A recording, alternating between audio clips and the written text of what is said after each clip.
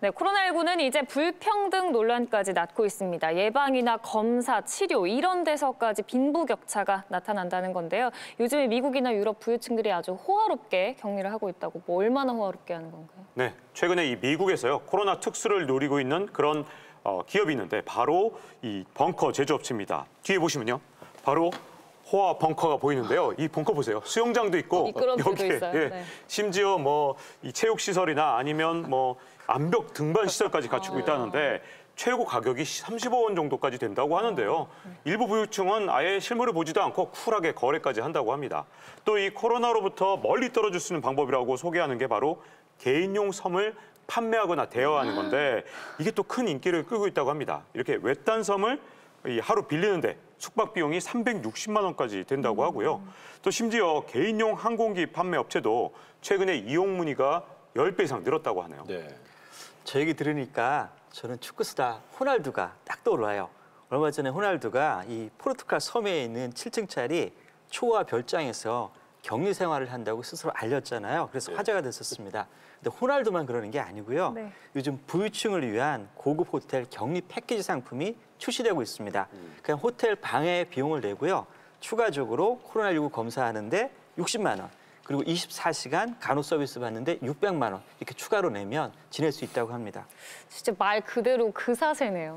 근데 이게 뭐 꼭 극소수만의 일은 아닌 게요. 프랑스에서 지난달 17일이었죠. 전국적으로 이동 제한령이 이제 발동이 됐는데 프랑스 유명 섬 휴양지에 머무는 인구 하루 사이에 2배가 껑충 뛰어서요. 무려 2만 명이 됐다 그러고요.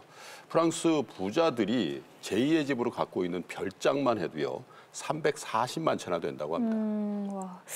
전 세계에서 사실 생사를 걸고 다투고 있는 이런 상황에서 이런 얘기 들으니까 사실 씁쓸하게도 좀 느껴지긴 하는데요. 또 코로나19 사태로 생계를 걱정하는 사람들도 굉장히 많아졌잖아요. 그러니까 이제 각국이 이동 제한이라든지 뭐 사회적 거리두기 이런 걸 하다 보니까 그럼에도 불구하고 일터에 나가야 되는 일용직 네. 근로자들이라든지 경제적 그 중하층들은 어떻게 하냐 이런 거잖아요. 이분들은 재택근무도 못 해요. 현장에 네. 가야 되기 때문에.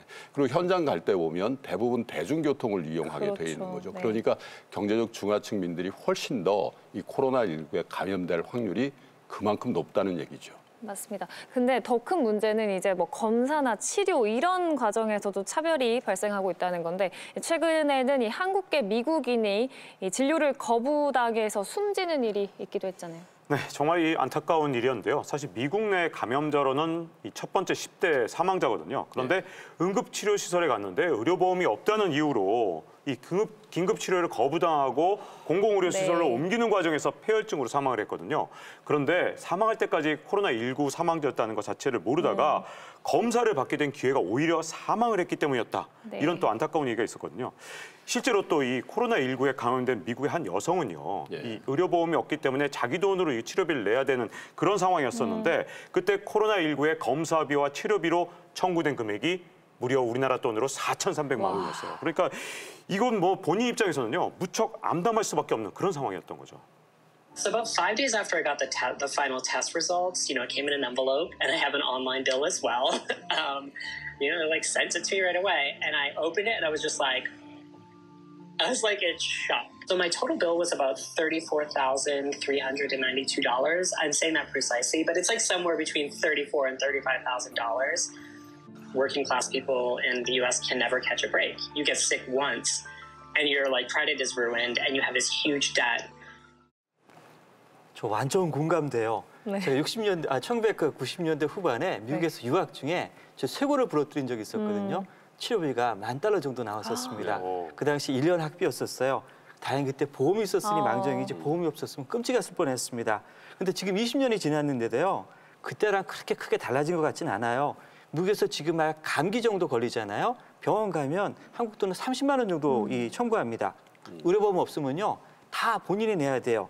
또 의료보험이 있다 하더라도요. 보장 액수가 다르기 때문에 개인 부담의 비용이 정말 천차만별입니다. 최근에는 그래서 이렇게 보험 없는 사람들에 대해서 미국도 뭐 병원에 지원을 해주겠다 뭐 이런 대책도 나오긴 했거든요. 그래도 어쨌든 의료보험이 없는 사람 입장에서 또 내 증상이 가볍다 이러면은 더 병원을 가기가 좀 꺼려질 것 같아요. 맞아요. 의료비 자체가 비싸죠. 그다음에 의료보험이 대부분 민영화돼 있죠. 공공 의료 서비스 되게 약하죠. 그러니까 미국에서 의료 사각지대가 있어요. 미국 전체 인구 중에서 9%가 아예 의료보험이 없습니다. 그다음에 의료보험이 있다 하더라도요, 보장의 한도가 있기 때문에 의료비 부담 때문에 스스로 치료를 포기하는 경우가 많습니다. 이게 또 미국만의 문제는 아니잖아요. 그러니까 뭐 미국과 유럽 다 이제 공공 의료 시스템 자체가 워낙 약하다 보니까 이번에 대응이 그만큼 취약했다라는 거 아니에요. 근데 유럽의 이탈리아 같은 경우도요, 2008년 이후로 공공 의료에 대한 예산이 굉장히 많이 줄면서 2008년부터 최근 5년 동안 보니까 문을 닫은 의료기관이 무려 700개 이상 되고요. 1인당 병상수를 계산해 보니까 1000명당 보면 우리나라의 4분의 1밖에 안 된다는 겁니다. 그리고 미국만 하더라도 2008년도에 공공의료 쪽에서 4분의 1이 줄어서 이게 다 어디로 갔냐? 민간의료 쪽으로 갔다는 거예요. 그만큼 처우가 나쁘니까 오히려 고임금을 주는 민간의료 쪽으로 갔다는 얘기죠.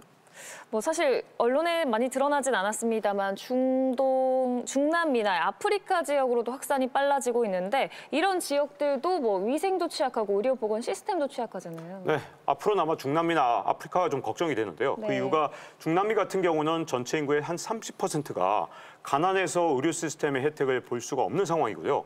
아프리카 같은 경우는 도시 인구의 60%인 6억 명이 깨끗한 물을 구하기 힘들어요. 그럼 손 씻기도 힘들다는 얘기니까 아프리카가 앞으로 걱정인데 최근 열흘 사이에 갑자기 이 3배가 늘어서 확진자 수가 7,000명이 됐기 때문에 좀 주목해서 볼 필요가 있겠습니다. 그러네요. 근데 이런 양극화 문제를 뭐 어쩔 수 없다, 그냥 치부해 버릴 수는 없다고 생각이 드는데 어떤 방식으로 그러니까 풀어나가요? 금융위기 이후에 전 세계가 경제적으로 계속 양극화되고 있는 마당에 이번 코로나19 사태를 맞았는데 이거는 뭐 아시는 것처럼 경제적 양극화를 더 촉진하는 상황으로 가지 않아요. 네. 그래서 우리가 너무 이 사회적으로 이 저소득층이나 이런 것들 돕는 정책을 이게 선심성 정책이다 이렇게 치부할 일이 아닙니다. 이걸 그냥 방치해두면요 대량 실업 사태가 발생할 수 있고 그러면 소요 사태라든지 사회적인 불안정성이 굉장히 고양될 가능성이 있거든요. 그러니까 정부는 적극적인 재정 정책을 비롯한 이 사회 안전성을 고양시키는 이런 정책을 적극적으로 지금 써야 될 때다 이런 생각이 듭니다. 교수님 어떻게 보세요? 아마 이 코로나19 사태로 전 세계 의료 시스템에 대한 반성이 아마 일어날 것 같아요. 지금 국가가 지금 공공의료 시스템을 제공하던 서유럽 같은 경우에는요. 네. 이 공공의료 시스템이 양적으로, 질적으로 그리고 효율성이 높아져야 되는 것 같고요. 미국처럼 개인이 의료를 다 담당하는 지역에서는 공공의료 시스템이 확대돼야 되고 또한 의료비가 줄어들어야겠죠. 그다음에 아예 의료보험이라고 하는 공공의료 시스템이 없는 이 저발전 국가에서는 새롭게 만들어야 돼요. 그리고 우리처럼 아주 효율적인 공공의료 시스템을 가지고 있는 나라에서는 이걸 어떻게 효율적으로 장기적으로 지속 가능하게 만들 수 있을까 고민을 해야 되는 거죠. 그러니까 각 국가가 비슷한 문제를 다른 방식으로 해결해야 되는 지금 이 과제가 저희들한테 다 주어졌습니다. 네.